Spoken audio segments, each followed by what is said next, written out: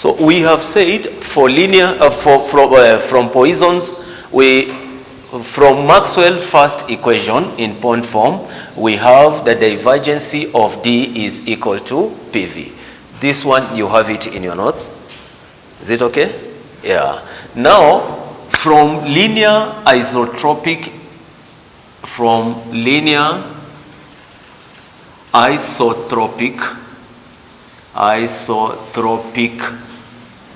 equation, we know that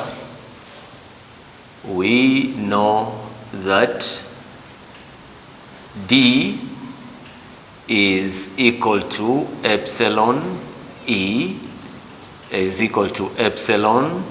E, where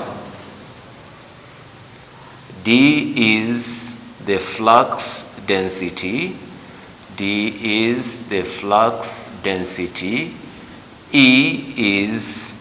permittivity,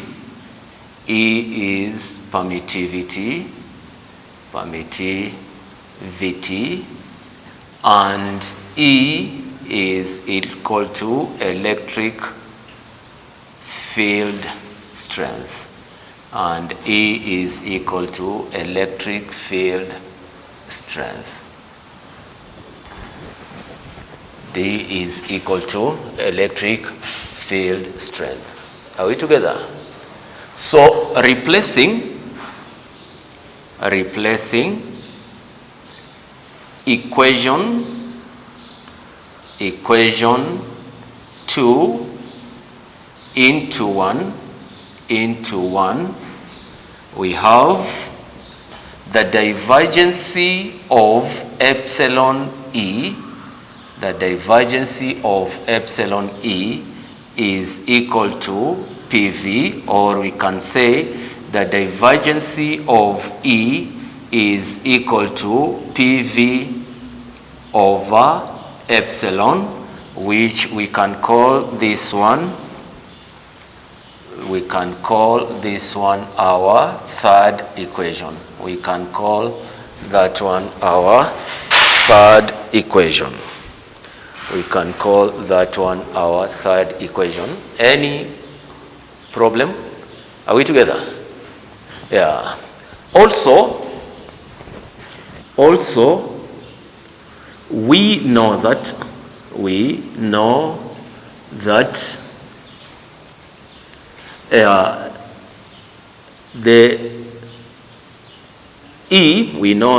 E is equal to the negative gradient of V, and we can call this one our fourth equation.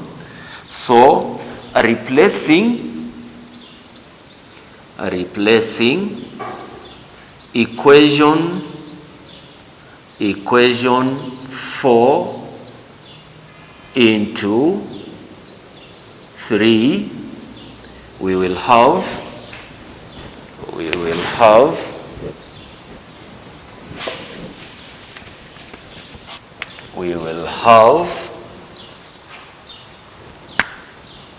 the divergence of the negative gradient of V is equal to PV over epsilon, which this one can be written as the negative gradient of V squared, or this one can be written as PV epsilon negative gradient of, this one can be written as gradient squared of V is equal to negative PV over epsilon. This equation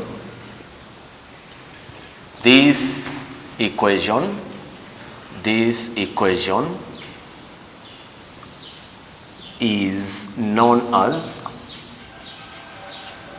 the Laplace equation. This equation is known as the Laplace equation. And in a free state, what we say, and in a free state, or in a charge free, free media, a medium without charges, PV is equal to 0. Therefore, the gradient squared of V is equal to 0. This one is known as, this equation is known as the Laplace equation. This equation is known as the Laplace equation. Is known as the Laplace equation, and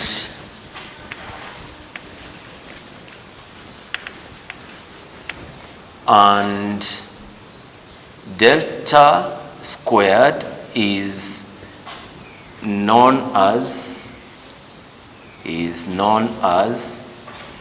the Laplace. This one is known as the Laplace operator, and this one is known as the delta squared is known as the Laplace operator.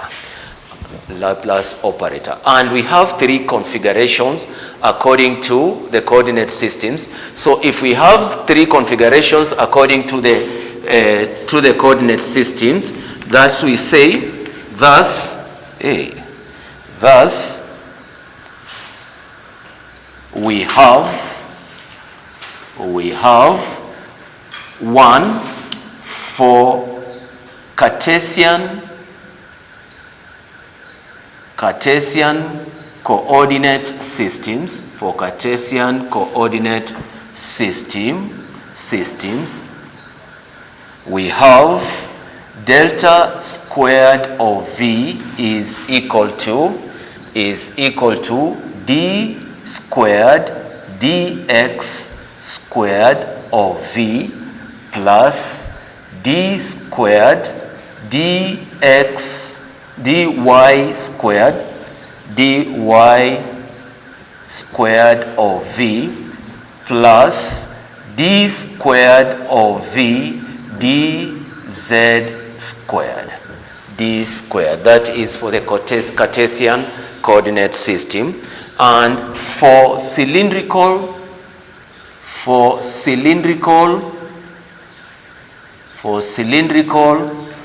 coordinate systems,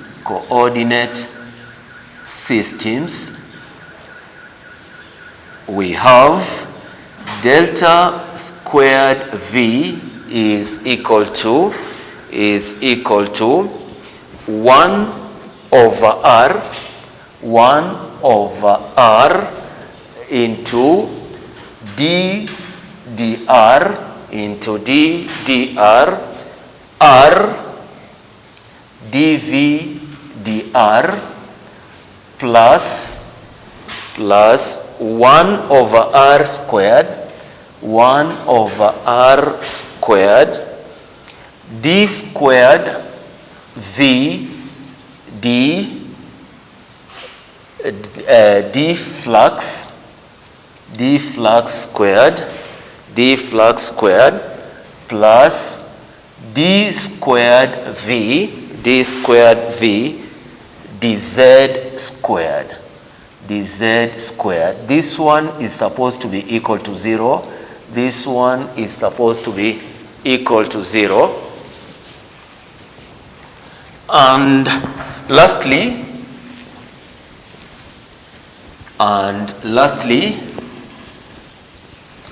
for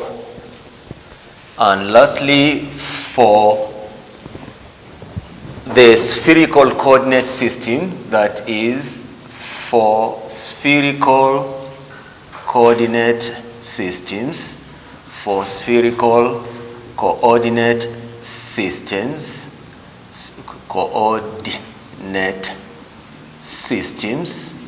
we will have delta squared squared V is equal to 1 over R, 1 over R, 1 over R squared, 1 over R squared, d dr, ddr into R squared dv dr plus 1 over R sine theta d theta sine of theta dv d theta sine of theta dv d theta plus 1 over R squared, this is R squared here, 1 over R squared sine of theta d squared V d flux squared is equal to 0. These are the coordinates for spherical coordinate systems, and this is the Laplace equations or the Laplace representations of the three configurations of the Cartesian coordinates and the cylindrical coordinates and the spherical coordinates. So this is enough for the Laplace equation and coordinate systems, unless now we go to the examples. So we can take a break a bit and then we look for the examples. This is the Poissons equation, and this one is the Laplace equation. There was that mistake. I didn't. Sorry for that mistake.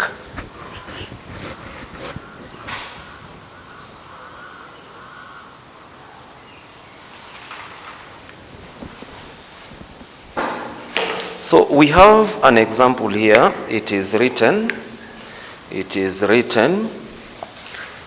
find example, find an expression for potential difference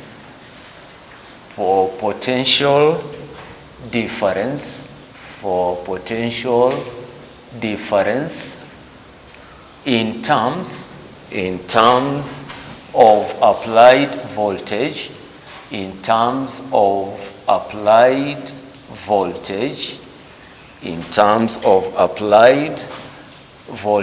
or potential given V is equal to VO at R is equal to A and 0 at R is equal to B for spherical coordinates.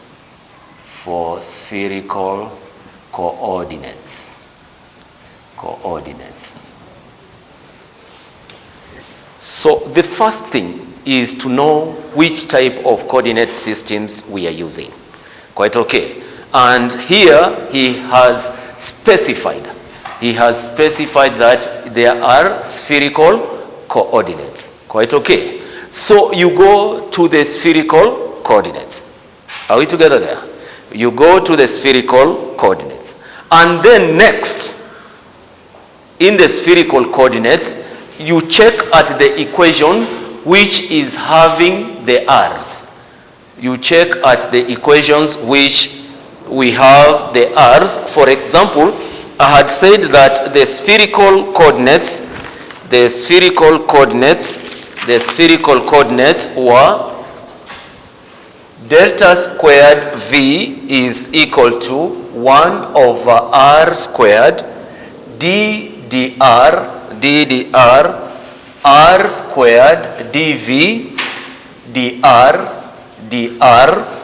plus 1 over r squared sine of theta into d d theta into d d theta sine of theta d v d theta dv d theta plus 1 over r squared sine squared theta d squared v over d flux squared. This is the spherical coordinate systems. But I'm not going to use all of them because, are we together? I'm not going to use all of them because the variation is in R. Quite okay. The variation is in R. Are we together? The variation is in R. So this one and this one, I'm not going to use them. Then I'm only going to use this one, which is the first one, which says the delta squared V is equal to 1 over R squared d dr into R squared dv dr. This one I have to equate it to 0 because I know that the Laplace equation is equal to 0. Are we together? Are we together there? So this one shows that the Laplace equation, because of this variation, I'm only going to use the R equation. Quite okay? Quite okay. Now multiply by R squared to remove the R. This is R squared times 1 over R squared d dr is equal R squared dv dr is equal to 0 times R squared, where the R squared from the left hand goes and we are remaining with d dr into R squared dv dr is equal to 0. Is equal to 0. Is equal to 0. Yes. R squared, if you want to remove the R squared from this side, you will multiply by R squared, you will find that now you are remaining with only d dr is equal to R squared, dv dr is equal to 0. This one was differentiated, quite okay. This one was differentiated, so if I want it to go back to its normal, I have to integrate on this side. So if I integrate this equation, that is integration of d dr into R squared dv dr is equal to the integration of 0. This will have removed the d dr, so it will be remaining to be R dv dr. And on this side, when you integrate a 0 or when you integrate a 0, you get a constant A. You get a constant A. When you differentiate a constant, you get a 0. And when you integrate a 0, you get a constant A. Are we together there? Yeah.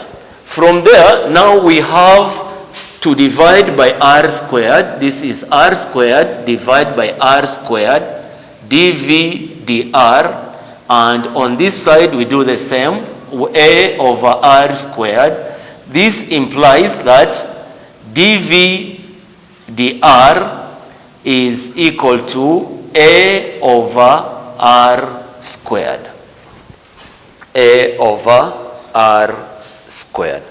What we want is to find V as the subject of the formula. Are we together? So now from here you can be able V, or we can write this one as dV is equal to A over R squared dr, or V is equal to the integral of A over R squared dr. This is V. V is equal to A over R squared dr. Are we together? If we integrate with relative to R, we can write this equation as the integral of A r squared r to power minus 2 dr, which when we integrate we can be able to get a over minus r over minus r plus b. This one is equal to voltage. V is now equal to a over minus r plus b, because we are dealing with r squared. When we integrate r to power minus 2, this is the same as r minus 2 plus 1 over minus 1, which this one will give you r to power minus 1 over minus 1, which this one can be written as 1 over or minus 1 over r, which is this one here, which is this equation here. Are we together? Yeah, which is that equation there. So from here, at this point, we go back to the conditions. At this point, we go back to the conditions. We know that V is equal to VO for condition 1. For condition 1, we know that V is equal to VO when R is equal to A. So VO will be equal to, let's call this one equation 1, and this one now, this one will be equal to VO, and this VO will be equal to A over our R. Our R is A now, so this is minus A over small a plus B. And we call this one the second equation. And we call this one the second equation. For the second condition, for condition 2, V is equal to 0 when R is equal to B. When R is equal to B. So our V is equal to 0 when there is an A there, and at this time R is equal to B. So this is minus B plus B is equal plus the equation will take this form. This now becomes 0 is equal to A of minus A over B plus the capital B, which we can call this one the third equation. We can call it the third equation, so that from equation 3, B will be equal to A over B. B will be equal to A over B. You take this one on your left side, it will lose the negative. Quite okay. So this one will be, B is equal to A over B, and we can call this one our fourth equation. We can call that one our fourth equation. If we replace our fourth equation, replacing equation 4 into equation 2, we will have V out is equal to minus A over A plus A over B, or it can be written as A over B minus A over A. I can write it in that form. Where I can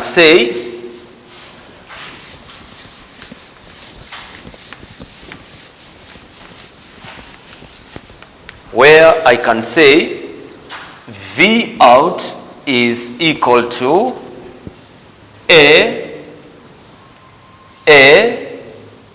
into A minus A into B over B over A, if I take them under the same common denominator. And I can continue and say this one is A into A minus B over B over A if I take A out of the bracket. If I take A out of the bracket.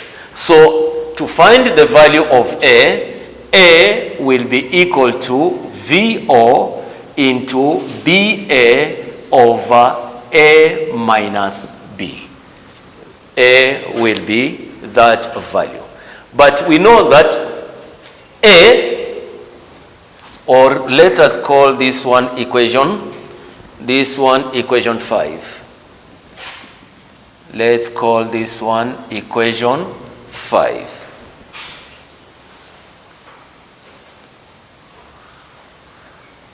Let's call this one equation 5.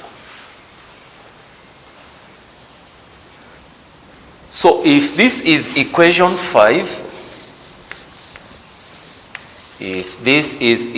5, we know that B from equation 4,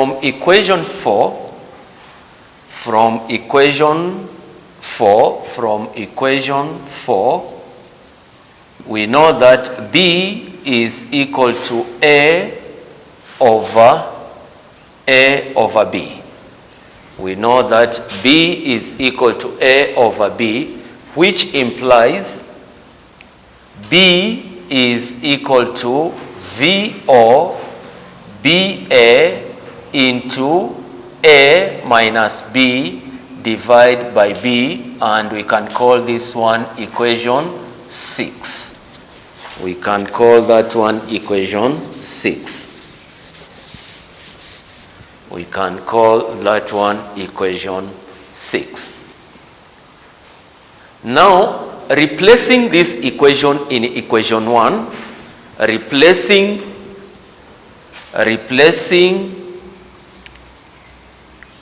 the values of A and B in equation 1, we obtain V is equal to A over R. I know my A is this one. This one is VO BA into A minus B, but there is an R because it is A over R, and this one is minus, plus my B,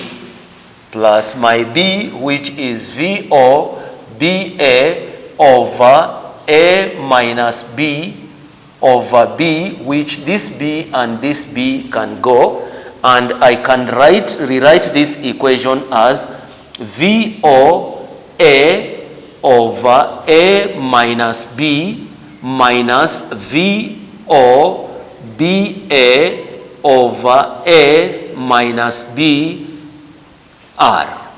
I can rewrite that equation in that form. I can rewrite that equation in that form, and I can still simplify this equation. And when I simplify this equation, I know VO and A minus B is common. So I can say V is equal to VO A into A minus B into A minus B, open the bracket, into 1 minus B over R. Minus B over R. That is the expression of V. Unless you have a question, that is where I'm going to end up that example. I've finished with that example. Let it read.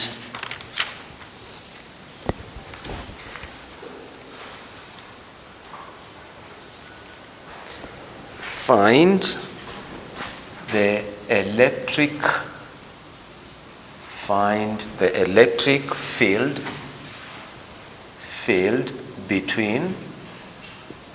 between coaxial coaxial capacitor, coaxial capacitor given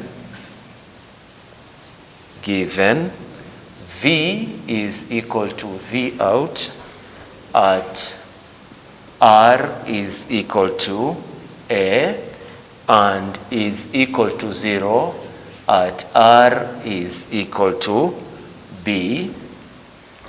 Also find D and hence the capacitance, and hence the capacitance, and hence the capacitance, and hence the capacitance. That is the question we are going to solve. That is, so a coaxial capacitor is a cylindrical, because the coaxial cable is a cylindrical cable. So now we are going to go and to use this cylindrical coordinates, and from the cylindrical coordinates, we know that from the cylindrical coordinates, if this is our solution, then the cylindrical coordinates we have d squared v is equal to 1 over r d dr into r dv dr plus 1 over r squared into d squared v d flux squared plus d squared v d z squared. This is equal to 0. That one is equal to 0. But what is our variation?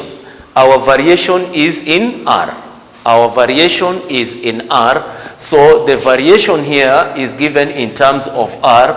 So we are not interested in flux and we are not interested in z. So whatever we are interested is in the value of the variation, which is r, which I can write it as 1 over r d dr. This implies 1 over r d dr into r dv dr is equal to 0. Is equal to 0. And if I multiply by r here, I multiply by r here, I know that this one cancels with that one. So d dr is equal to r dv dr, which now will be equal to 0. Will be equal to 0. And then after this we integrate both sides. I integrate here and integrate here. So I know that r dv dr will be equal to a constant. Then divide on the left hand side by r and on the right hand side by r. The r disappears. This gives me dv dr is equal to a over r. This gives me dv dr is equal to a over r. From here we can say dv is equal to a over r dr, or we can also say v is equal to the integral of a of r dr, of a of r dr, which when we proceed, we do the integration on the right hand side, then v becomes log e of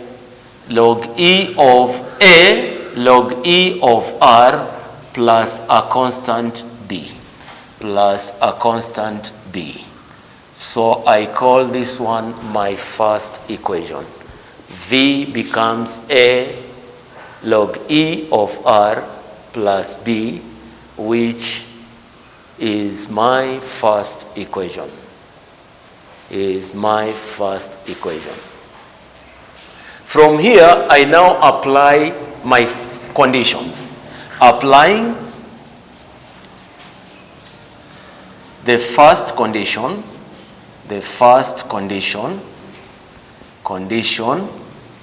I know V is equal to VO at R is equal to A.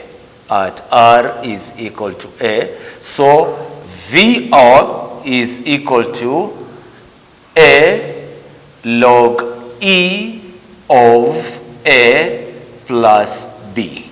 I can call this one my second equation.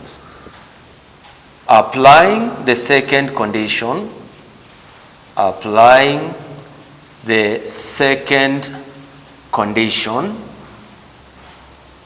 i.e. V is equal to 0 at R is equal to B, then I know V0, 0 is equal to A log E of B, log E of B. Am I right? V is equal to, when this is 0, A log E of B plus B, and B is equal to minus A log E of B. I can call this one my third equation. I can call that one my third equation. So replacing, let's say replacing equation 3 into 2, we obtain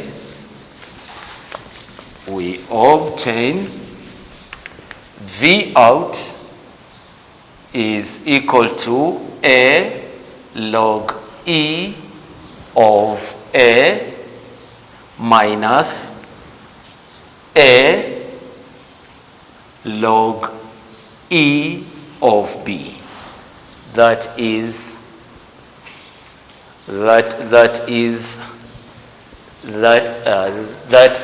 V out will be given by that one, which we can simplify and say this is A into log E of A minus log E of B, which we can write it as A is equal to log E of A over B. Log E is equal to that value, so that the value of A will be equal to V out over log E of A of B. I can call this one my fourth equation. I can call this one my fourth equation. I can call that one my fourth equation.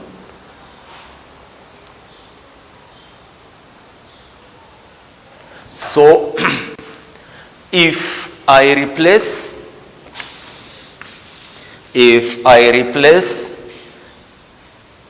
equation, this equation 4, replacing equation 4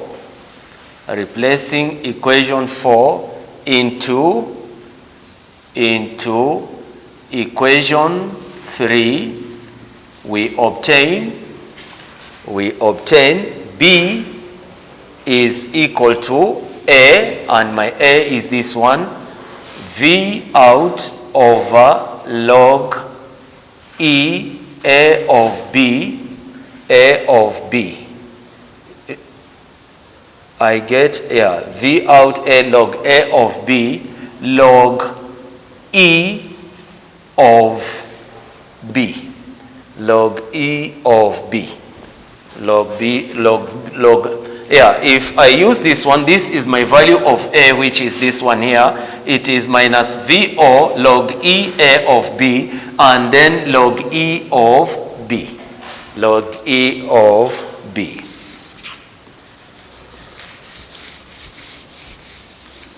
And now I can say replacing the values of A and B in equation 1. In equation 1, V is equal to A, which is VO, V out over log E A of B log E of R plus B, which is minus V out log E of B over log E A of B, log E A of B, which I can say this one is equal to V over log E A of B into log E of R minus log E of B. I can simplify it into that form. And which will give me rewrap the question. Okay. Which will give me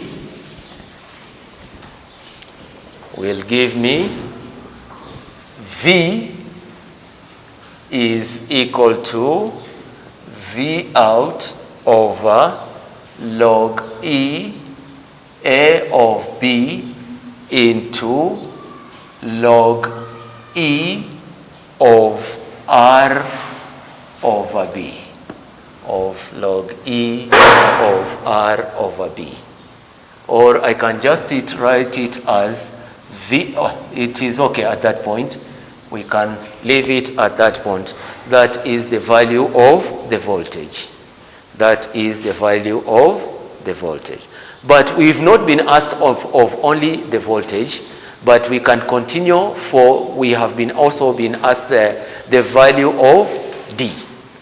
Quite okay. There is a relationship between voltage and this is the first part of the question. So the second part of the question, we have to know that the second part of the equation, we have to know that E is equal to the negative gradient of V. E is equal to the negative gradient of V. So dV dr will be equal to, now we have to differentiate that one. So this one will be VO log E A over B, in this is a constant, and now we differentiate log E R of B. What do we get when we differentiate log E R over B? Yes? With the dV dr, we are differentiating with respect to R. This animal here, what will it give us? What will it give us? If you differentiate log E R over B, what will it give us?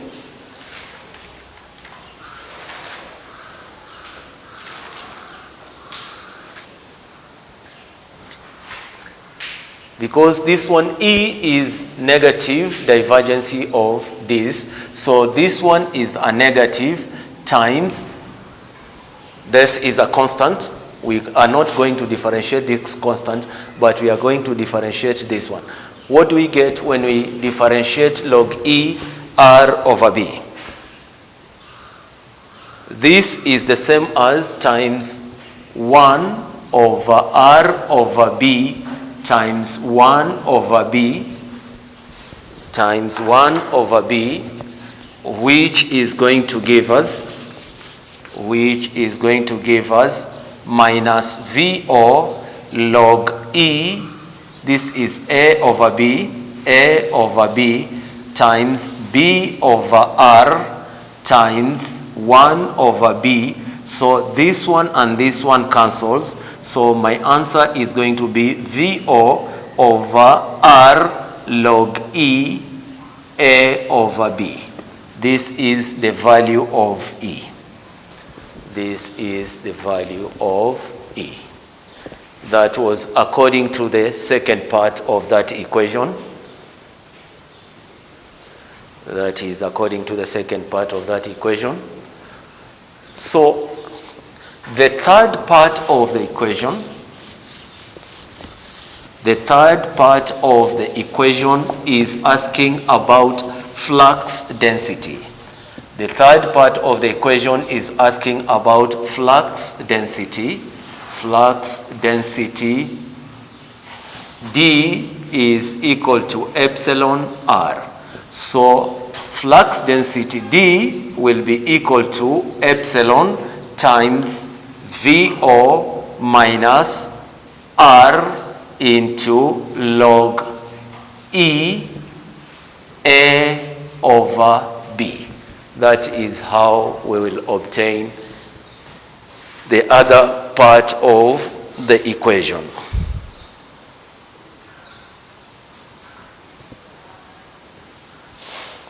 What was our last part of the equation, madam? Find the capacitance. So the capacitance can be got from charge. We know that charge Q or charge Q from flux density is given by, we know that D is equal charge over area. So charge is equal to flux density times area. So charge will be equal to E V out over R log E A over B times the area. This will give you the charge. This will give you the charge. But we know that capacitance, we also know that capacitance is equal to charge over voltage. So this one is, and our voltage is equal to VO. So we can say capacitance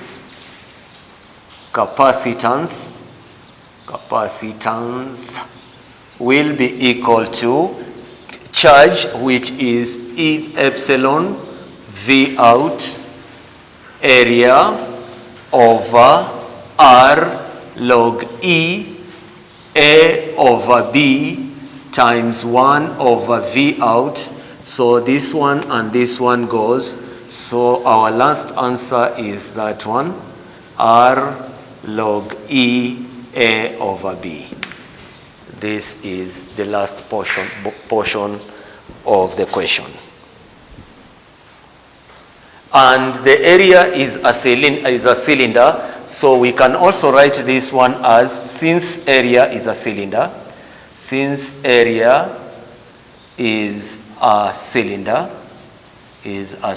we can give this one in terms of, our answer in terms of the cylindrical area, and we can say capacitance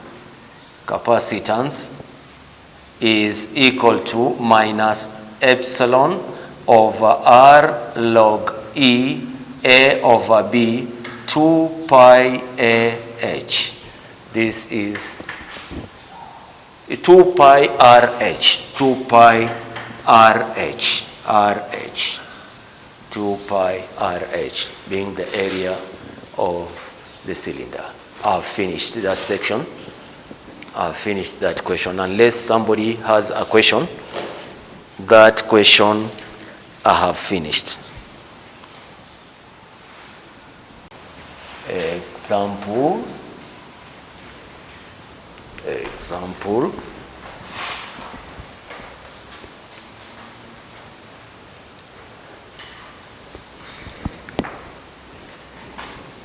In cylindrical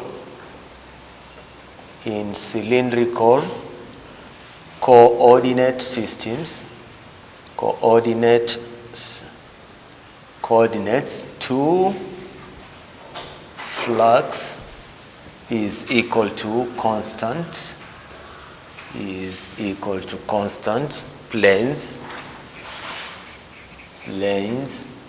are insulated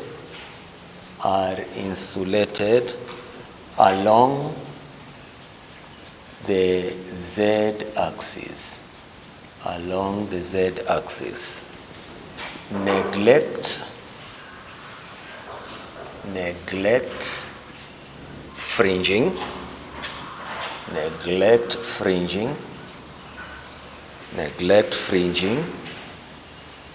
calculate the expression for E between planes, assuming V is equal to 100 volts, for flux is equal to alpha, and 0 volts for flux is equal to 0. Solution. I want to draw this animal. This is Z, this is Y, this is X. So this one is like that, and this one is at flux is equal to alpha, and this one is at flux is equal to 0. Yeah, so we can work on that one.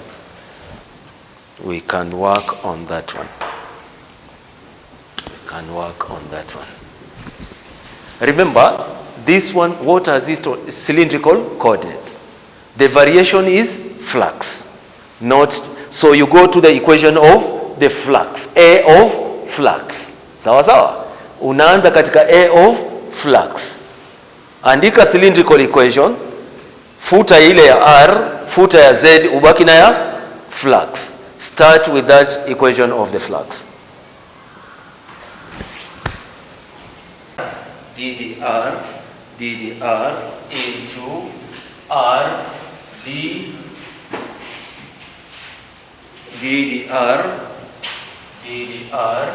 DDR plus 1 over R squared D squared V D flux squared plus D squared V D Z squared. This one and this one is not there. So we have IR D squared V D flux squared is equal to 0. Multiplied by R squared, we get D squared V D flux squared is equal to 0. Integrate dV d flux is equal to A. Now we can say dV is equal to A d flux, and now we can say V is A d flux, so that now we can come here and say,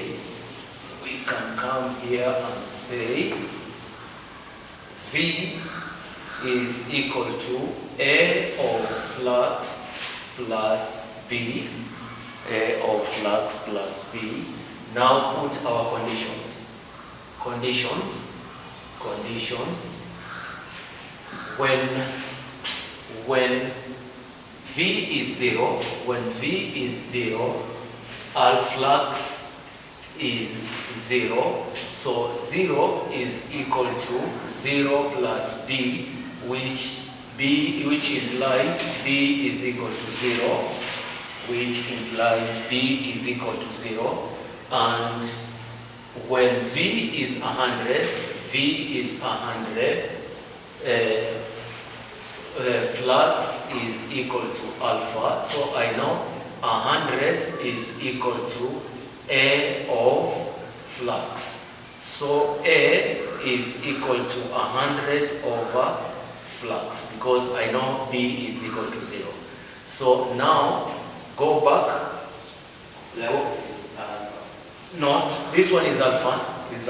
This is alpha. Now this one will be 100 over alpha, isn't it? Yeah, 100 over alpha. Now call this one the second equation, call this one the first equation. So replace second into 1. Replace second into 1. So V is equal to 100 over alpha flux. This is the V.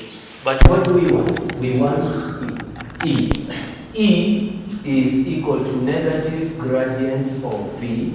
So we have been dealing with flux.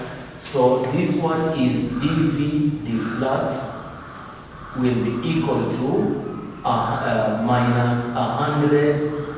This one E will be equal to minus d the flux of 100 flux over alpha. So this one is the same as 100 minus 100 over flux. And I'm done. Minus 100 over flux. And I'm done.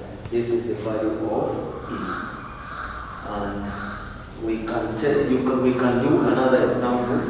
And this example, you do it in your books again.